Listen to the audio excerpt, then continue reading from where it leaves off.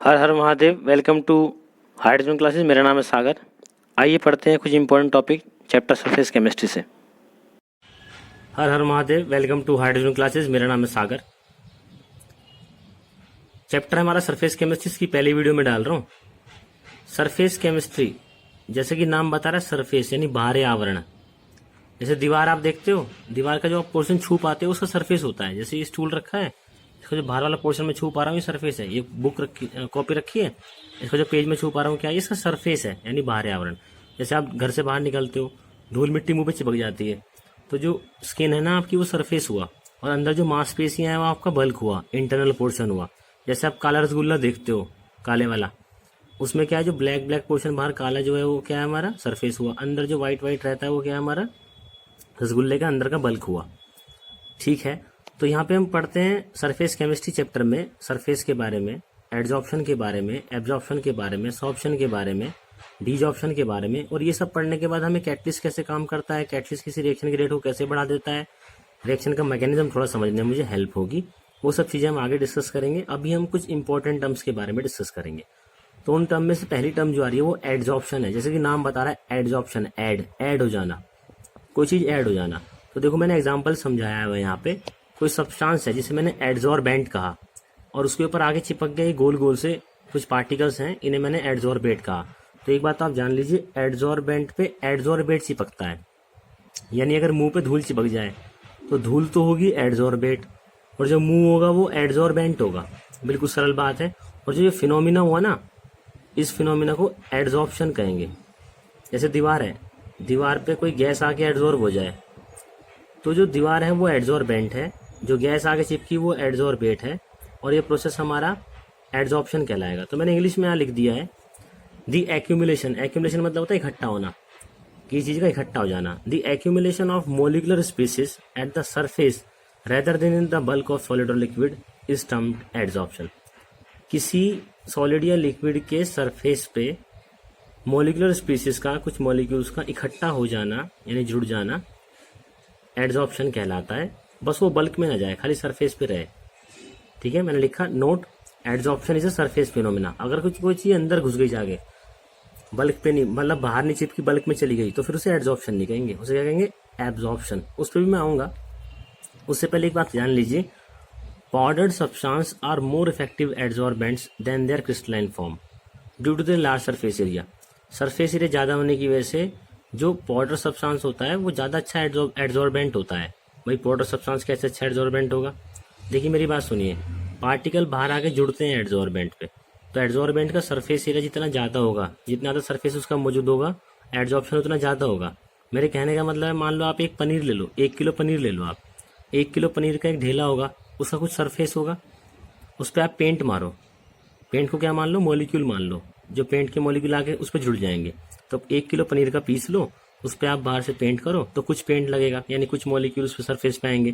अब उस पनीर के आप बहुत सारे छोटे छोटे पीस कर लो, तो अब क्या होगा, छोटे छोटे पीस करने में जो अंदर का पोर्शन पहले यूज नहीं हो पा रहा था अब भी यूज हो जाएगा।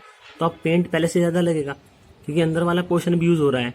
इसी तरह से कह सकता हूँ कि भाई सरफेस एरिया बढ़ाने से एडजॉर्प्शन बढ़ता है। जैसे मान लो ईंट है, हमारी पूरी एक ईंट है, उस पर कुछ मॉलिक्यूल चिपकेंगे, और यदि उस ईंट को आप बीच में तोड़ दो, 2 हिस्से कर दो, तो अब पहले से मॉलिक्यूल ज़्यादा चिपकेंगे कम, ज़्यादा चिपकेंगे, क्योंकि अब जो जहाँ से टूटी है वो अंदर का पोर्शन भी इसका यूज़ हो पा रहा है। इसलिए अगर आप पाउडर सब्सटेंस लोगे, पूरा ढेला लेने के बजाय, जो एडजॉर्बेंट है इसका पूरा ढेला लेने के बजाय, उसे क्रिस्टलाइन पूरा क्रिस्टल लेने के बजाय, यदि उसे आप पाउडर फॉर्म में लोगे तो पाउडर में क्या होगा, बहुत छोटे छोटे पार्टिकल्स होंगे। ऐसे एडजॉर्बेंट के बहुत छोटे छोटे होंगे तो उस पर बहुत सारा एडजॉर्बेंट आगे चिपक सकता है। तो इसलिए पाउडर सब्सटेंस, ये बोर्ड में क्वेश्चन आया था एक बार कि पाउडर सब्सटेंस ज़्यादा अच्छा एडजॉर्बेंट क्यों कहलाता है, क्योंकि उसका सरफेस एरिया बढ़ जाता है। कोई दिक्कत हुई तो आप वीडियो में हम डिस्कस करेंगे जूम पे, कोई दिक्कत नहीं है, वैसे समझ में आ जाना चाहिए। दूसरा है एब्जॉर्प्शन, एक वर्ड है एब्जॉर्प्शन। तो absorption is a condition in which one thing absorb by another. जब एक चीज़ दूसरे द्वारा सूत ली जाती है, उसके अंदर चली जाती है, वो एब्जॉर्प्शन कहलाता है। जैसे हमने लिया स्पंज रसगुल्ला, स्पंज रसगुल्ला आप लो, उसे आप रस में डाल दो, दबा के रस में डाल दो, तो रस उसके अंदर तक घुस जाएगा, अंदर पूरा फैल जाएगा। This phenomena is called absorption, ये एब्जॉर्प्शन कहलाएगा। ठीक है, इसका आगे एग्जांपल भी मैं दूंगा। तो कोई चीज़ सरफेस पे आके चिपक गई वो क्या है, एड्जॉर्प्शन, और कोई चीज़ अंदर तक समा गई वो क्या है, एब्जॉर्प्शन। तो जैसे आजकल कोई क्रीम आप लगाओ, कोई ऐसे जैसे अंदर मेरी मसल्स में दर्द हो रहा है, मांसपेशियों में दर्द हो रहा है, हम मूव लगाते हैं तो मूव की दवाई जाए गहराई तक, वो अंदर तक चली जाती है, तो वो क्या हो जाती है, पहले तो वो एब्जॉर्ब हुई, ऊपर चिपकी, और फिर वो अंदर घुस गई तो वो एब्जॉर्ब हो गई, तो वो एब्जॉर्प्शन हो गया, अंदर तक चली गई, वो मांसपेशियों तक जहाँ दर्द हो रहा था वहाँ तक चली गई। तो देखिए एक टर्म है हमारा डीजॉर्प्शन। डीजॉर्प्शन क्या है, the process of removing an adsorb substance from a surface on which it is adsorb.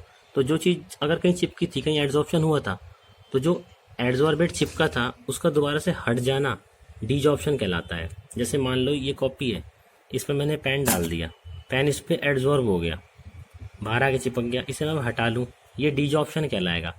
तो इसने साफ साफ लिखा हुआ है वो प्रोसेस, वो प्रक्रिया जिसमें रिमूव हो जाता है एडजॉर्ब सब्सटेंस, जो पहले आके चिपका था अगर वो हट जाए तो वो डीजॉर्प्शन है। यानी मान लो हमारे पास एक दीवार है, दीवार पे मैंने कोई गैस बाहर चिपका दी, कोई गैस उस पर प्रेशर लगा के एडजॉर्ब करा दी, या मान लो चलो सबसे सिंपल एग्जांपल लूँ, दीवार है उस पर धूल आके बाहर चिपक गई, तो ये फिनोमेना एडजॉर्प्शन कहलाएगा। धूल का चिपकना दीवार पे एडजॉर्प्शन है। तो दीवार क्या कहलाएगी वहाँ पे, एडजॉर्बेंट। धूल क्या कहलाएगी, एडजॉर्बेट। जो चिपकता है वो एडजॉर्बेट होता है, जिस पे चिपकता है वो एडजॉर्बेंट कहलाता है। तो दीवार पे आके धूल चिपक गई, अगर मैं झाड़ू मार के उसे वहाँ से हटा दूँ दोबारा, तो ये प्रोसेस डीजॉर्प्शन कहलाएगा। क्या कहलाएगा, डीजॉर्प्शन। ये डीजॉर्प्शन कहलाता है, डिसॉर्प्शन कहलाता है। ठीक है, डिसॉर्ब हो जाना यानी डिसॉर्प्शन कहलाता। अब देखिए यहाँ पे मैंने कहा distinction between adsorption and absorption, मैंने डिस्टिंक्शन दे दिया है, मैंने अंतर बताया है। तो देखिए साफ सीधी बात है, in adsorption the surface is concentrated, the substance is concentrated only at the surface.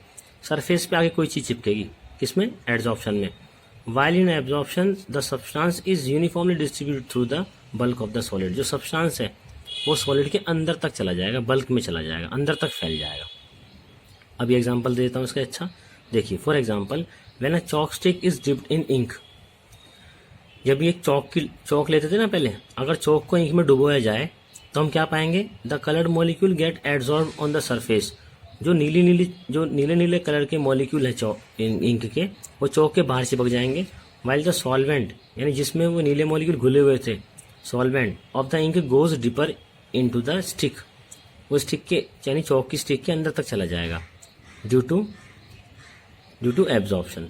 तो मैंने क्या कहा, आप इंक कैसे बनती है आप जानते हैं, सॉलिड टिक्की होती है ऐसी कलर की, क्यूब से होते हैं, उन्हें हम पानी में घोलते हैं। तो आपने क्या करा, कुछ कलर कंपोनेंट्स को पानी में घोल दिया, तो इंक क्या है, कुछ कलर पानी के अंदर मिक्स है। तो जब आप चौक को उसके अंदर डालोगे तो कलर वाले मॉलिक्यूल जो होंगे वो तो चौक के बाहर चिपक जाएंगे, क्योंकि वो अंदर नहीं घुस पाएंगे, उनका साइज बड़ा होता है। और जो वाटर था इंक के अंदर, जो पानी था, वो चौक के अंदर तक घुस जाएगा। तो जब चौक को आप तोड़ोगे तो अंदर से तो वो गीली हो जाएगी, रहेगी वाइट ही, अंदर से गीली हो जाएगी और बाहर से वो नीली हो जाएगी। तो नीली क्यों हुई बाहर से, क्योंकि वहाँ पे जो इंक के मॉलिक्यूल थे वो एब्जॉर्ब हुए। अंदर से गीली क्यों हुई, क्योंकि पानी उसके अंदर एब्जॉर्ब हो गया, उसके अंदर समा गया। तो यहाँ पे एड्सॉर्प्शन एब्जॉर्प्शन दोनों एक साथ हुए हैं। इस फिनोमेना को सॉर्प्शन कहते हैं, आगे पढ़ाऊंगा मैं।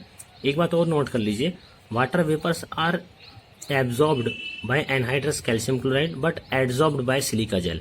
आप कभी मॉल वगैरह से जूते वगैरह लाए हो, या फ्लिपकार्ट वगैरह से, अमेजोन से, आपने फ्लिपकार्ट से मंगाना मत, तो थोड़ा गड़बड़ करता है। तो अमेजोन वगैरह से आपने कभी कुछ प्रोडक्ट मंगाया हो, जूते वगैरह, बैग वगैरह, तो उसमें सिलिका जेल रखा रहता है, पैकेट छोटे छोटे। तो क्यों रखा रहता है, अगर वहाँ पे सीलन आ जाएगी, इसमें अगर नमी आ जाएगी तो वहाँ बैक्टीरिया होकर फंगस लग के खराब हो सकता है प्रोडक्ट। तो इसलिए क्या करते हैं, जो सिलिका जेल होता है वो क्या कर लेता है, एड्सॉर्ब कर लेता है। वो जो मॉइस्चर उसके अंदर वाटर मॉलिक्यूल होंगे अपने सरफेस पे एड्सॉर्ब कर लेगा। अगर मैं कैल्शियम क्लोराइड डाल दूंगा तो उसे वो एब्जॉर्ब कर लेगा, उसके अंदर समा जाएगा। कैल्शियम क्लोराइड अपने लैटिस के अंदर ही पानी को खींच लेता है। तो ये बहुत अच्छा एग्जांपल है, बोर्ड में क्वेश्चन आ सकता है। तो कैल्शियम क्लोराइड्स जो वाटर वेपर्स हैं उसे एब्जॉर्ब करता है और सिलिका जेल उसे एड्सॉर्ब करता है, अपने सरफेस पे चिपका लेता है।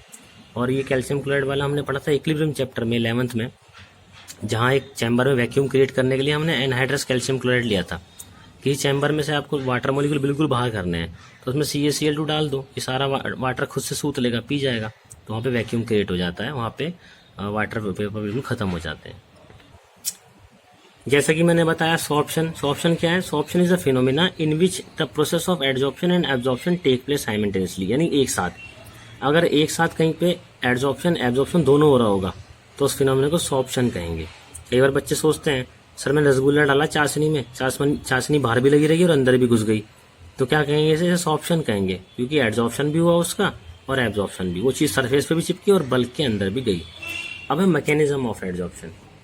एड्जॉर्प्शन होता क्यों है? मेरा कहने का मतलब ये होता क्यों है, क्या होता है इसमें, वो पढ़ाया जाएगा मैकेनिज्म में। तो देखो साफ सीधी बात ये है, जब भी आप कोई सॉलिड सब्सटेंस लोगे या लिक्विड लोगे, उसके सरफेस पे भी कुछ पार्टिकल होंगे, उसके अंदर भी कुछ पार्टिकल होंगे। तो जो सरफेस के पार्टिकल होंगे उनका वातावरण बिल्कुल अलग होगा अंदर वालों से। देखो जो अंदर के पार्टिकल हैं उसे हर तरफ से दूसरे पार्टिकल घेरे रखेंगे, इसकी नेट फोर्स 0 होगी। और जो सरफेस पे पार्टिकल है उसे खाली अंदर से ही पार्टिकल घेरेंगे, बाहर कोई नहीं है, तो दे हैव रेसिडुअल फोर्स। इस पर कुछ अट्रैक्टिव फोर्स रहती है, इसलिए बाहर से चीज़ों को अट्रैक्ट करता है। जैसे क्लास में बच्चे बैठे हैं तो बीच में जो बच्चा बैठा होगा चारों तरफ से बच्चों से घिरा होगा, लेकिन सबसे आगे जो बच्चा बैठा होगा उसके पीछे तो बच्चे होंगे, उसके आगे कुछ नहीं होगा, तो उसमें नेट उससे निकलने की फोर्स ज़्यादा रहेगी, उसमें एनर्जी ज़्यादा रहती है। तो इसलिए क्या कारण था? Adsorption is due to the difference in the environment of particles at the surface and inside the bulk of the adsorbent. Adsorbent के बल्क में यानी अंदर जो पार्टिकल हैं और सरफेस पे जो पार्टिकल हैं, इनका वातावरण अलग होने की वजह से एड्जॉर्प्शन होता है। मैंने बताया inside the adsorbent all the forces acting between the particles are mutually balance. अंदर हर पार्टिकल की फोर्स बैलेंस हो जाएगी, but at the surface they are not, लेकिन सरफेस पे वो बैलेंस नहीं होंगी। Hence the particle which are present at the surface of the adsorbent have unbalance attractive force. इसी वजह से जो पार्टिकल सरफेस पे मौजूद होगा उसके अंदर कुछ एट्रैक्टिव फोर्स होगी। अगर दीवार की बात करो, दीवार में कुछ सीमेंट बाहर की तरफ लगा जो आपको जिसे आप हाथ लगा पा रहे हो, कुछ अंदर है, तो अंदर जो सीमेंट के पार्टिकल वो हर तरफ से घिरे हुए सीमेंट से, उस पर नेट फोर्स 0 होगी। लेकिन जो सरफेस पे पार्टिकल है उस पर नेट फोर्स 0 नहीं होती है, अनबैलेंस फोर्स रहती है, एट्रैक्टिव फोर्स रहती है। These forces of the adsorbent are responsible for the attracting the adsorbent particle on its surface. इन फोर्सेज की वजह से ही कोई एड्जॉर्बेंट अपने ऊपर एड्जॉर्बेंट के पार्टिकल को अट्रैक्ट करता है। तो आप समझे दीवार पे धूल वगैरह क्यों अट्रैक्ट होती है? क्योंकि दीवार पे जो सरफेस के पार्टिकल है उनका वातावरण अलग है अंदर के मुकाबले, तो बाहर से उन पे एक नेट अट्रैक्टिव फोर्स रहती है, अनबैलेंस फोर्स रहती है, जिसकी वजह से बाहर से वो पार्टिकल्स को अट्रैक्ट करता है। एक दूसरा जो पैरामीटर है वो है एंथैल्पी, यानी एंथैल्पी होता है H, आप जानते हैं। एंथैल्पी हीट भी बोलते हैं। Enthalpy is nothing but the heat, जो रिएक्शन में हीट निकली उसे H से डिनोट करते हैं, यानी एंथैल्पी से डिनोट करते हैं। साफ सीधे शब्दों में बात करूं, heat at constant pressure is known as enthalpy. जब कांस्टेंट प्रेशर पे किसी सिस्टम में से कोई सिस्टम हीट लेता है या देता है तो उसे एंथैल्पी से डिनोट करते हैं। हीट देता है तो एंथैल्पी माइनस हो जाती है और हीट लेता है तो एंथैल्पी पॉजिटिव हो जाती है। यानी एक्सोथर्मिक रिएक्शन के लिए जब रिएक्शन हीट निकालती है डेल्टा H माइनस लेते थे, 11th में पढ़ते थे हम ये बात थर्मोडायनेमिक्स में। और अगर प्रोसेस एंडोथर्मिक है यानी हीट ले रहा है तो डेल्टा H पॉजिटिव हो जाता था। पर कोई बात नहीं, आप देखिए मैंने कहा enthalpy is another important factor, ये एक और कारक है ऑन विच एड्जॉर्प्शन डिपेंड, जिस पर एड्जॉर्प्शन डिपेंड करता है। During adsorption there is always decrease in the surface energy in the form of heat. जब भी एड्जॉर्प्शन होगा यानी धूल या कोई मिट्टी या गैस के पार्टिकल एड्जॉर्बेंट पे आके चिपकेंगे, बाहर से चिपकेंगे, तो उससे क्या होगा, हीट निकलेगी यहाँ से, सिस्टम में से हीट निकलेगी। क्यों? क्योंकि सरफेस की एनर्जी कम हो रही है। चक्कर क्या था, एड्जॉर्बेंट में सरफेस के पार्टिकल का एनवायरनमेंट डिफरेंट था, उन पे अनबैलेंस फोर्स थी। तो जब बाहर से गैस वगैरह कोई धूल वगैरह पार्टिकल आके सरफेस पे चिपकेंगे तो एनर्जी कम होगी। एनर्जी कम होगी तो किसकी फॉर्म में निकलेगी, हीट की फॉर्म में। यानी एक बात ध्यान से सुन लो कि जब भी एड्जॉर्प्शन होगा हमेशा प्रोसेस एक्सोथर्मिक होगा, यानी delta H is always negative, हमेशा हीट निकलेगी। That the adsorption is an exothermic process. Adsorption exothermic process है, हीट निकलती है। And when adsorption occurs restriction in the degree of freedom of molecule always there. और जब adsorption होगा तो degree of freedom में भी कमी आ जाएगी। अब मॉलिक्यूल पहले गैस की आज़ादी से घूम रहे थे, यहाँ देखो पूरे घूम रहे थे, पर जब यहाँ पे आके चिपक जाएंगे वो एड्जॉर्ब हो जाएंगे तो डिग्री ऑफ फ्रीडम क्या हो जाएगी, कम हो जाएगी। इसे बोलते हैं एंट्रोपी, यानी एंट्रोपी भी कम हो जाएगी। तो एक बात IIT में क्वेश्चन आया था कि क्या एड्जॉर्प्शन में डेल्टा H और डेल्टा S हमेशा नेगेटिव होता है? आंसर है हाँ। देखो जब पार्टिकल आगे सरफेस पे जुड़ेंगे तो हीट निकलेगी तो डेल्टा H माइनस होगा हमेशा एड्जॉर्प्शन में। और दूसरे जो पार्टिकल पहले घूम रहे थे इनका डेल्टा H ज़्यादा था, आज़ादी ज़्यादा थी। आज़ादी क्या हो गई, कम हो गई, यहाँ के चिपक गए, बैठ गए, सारे आगे फिक्स हो गए, एड्जॉर्बेंट पे चिपक गए, तो डेल्टा S माइनस होगा। डेल्टा S माइनस का मतलब पार्टिकल्स की आज़ादी कम हो गई, अब कम घूम पा रहे, चिपक गए, रिस्ट्रिक्शन लग गया, पाबंदी लग गई इन पर। तो मैं कहना चाहूँगा कि for adsorption delta H and delta S are always negative. अच्छा, एड्जॉर्प्शन खुद ब खुद होता है। आप देखिए दीवार पे धूल खुद ब खुद चिपकती है, हम चिपकाते नहीं है उसे, वहाँ खुद ब खुद ये काम होता है। तो हम जानते हैं जो काम खुद ब खुद होता है उसके लिए डेल्टा G नेगेटिव होता है। क्या होता है, डेल्टा G नेगेटिव। तो आपसे कोई पूछे कि एड्जॉर्प्शन के लिए कंडीशन क्या है, किस कंडीशन में एड्जॉर्प्शन होगा, आप बोलोगे delta G must be negative. तो देखते हैं डेल्टा जी नेगेटिव कब होगा। इक्वेशन हम जानते थे डेल्टा जी बराबर del H minus T del S, ये थर्मोडायनेमिक इक्वेशन है। अगर डेल्टा जी नेगेटिव आता है तो इसका मतलब क्या है, रिएक्शन स्पॉन्टेनियस होगी, यानी खुद ब खुद होने वाली होगी। और दीवार पे तो धूल खुद ब खुद ही चिपकती है, यानी वहाँ डेल्टा जी नेगेटिव रहता ही है। तो हम प्रूव करेंगे कि डेल्टा जी वहाँ नेगेटिव रहता कब होगा। तो देखो, जब भी एड्सॉर्प्शन होगा डेल्टा एच माइनस होगा। इस फॉर्मूले में क्या पुट कर दो, डेल्टा एच माइनस और डेल्टा एच माइनस। तो टी माइनस था, डेल्टा एच माइनस दोनों प्लस हो जाएंगे। तो delta G equals to minus delta H plus T del S, ये इक्वेशन हमारे पास आ गई, minus delta H plus T del S. और फॉर डेल्टा जी टू भी नेगेटिव, और डेल्टा जी नेगेटिव कब होगा, जब माइनस डेल्टा एच की वैल्यू ज़्यादा होगी टी डेल एस से। यानी आप समझ जाइए कि जब भी एड्सॉर्प्शन होता है, दीवार पे धूल वगैरह चिपकती है, तो वहाँ पे जो डेल्टा एच यानी हीट जो निकलती है उसकी वैल्यू ज़्यादा होती है टेम्परेचर और डेल्टा एस के मल्टीप्लाई से, इसलिए डेल्टा जी नेगेटिव होता है, इसलिए एड्सॉर्प्शन होता है। तो आपसे पूछेंगे question, what is the essential condition for adsorption. Adsorption होने के लिए क्या कंडीशन है, आप बोलोगे सर डेल्टा जी नेगेटिव होना चाहिए। फिर आपसे पूछेंगे डेल्टा जी नेगेटिव कब होगा, डेल्टा जी तब नेगेटिव होगा जब हीट ज़्यादा निकल रही होगी एंट्रोपी चेंज से, यानी minus delta H greater than होगा टी डेल एस से। थैंक यू वेरी मच, इसमें मुझे आपको ये समझाना था। कोई डाउट आएगा तो उसे हम रात को जूम पे डिस्कस करेंगे, आप इसे पढ़िएगा और सोचिएगा। Thank you.